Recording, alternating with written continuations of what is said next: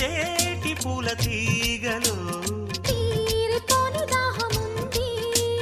తిరిగేటి తేనెటీగలు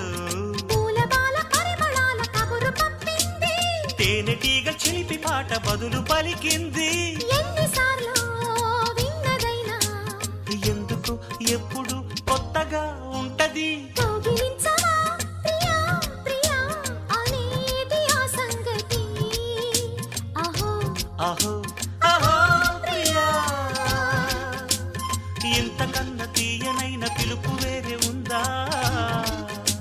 అహో అహో అహో ప్రియా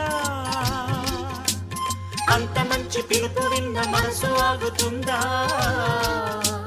కౌగిలించవా ప్రియా అనే జవాబు తానివ్వదా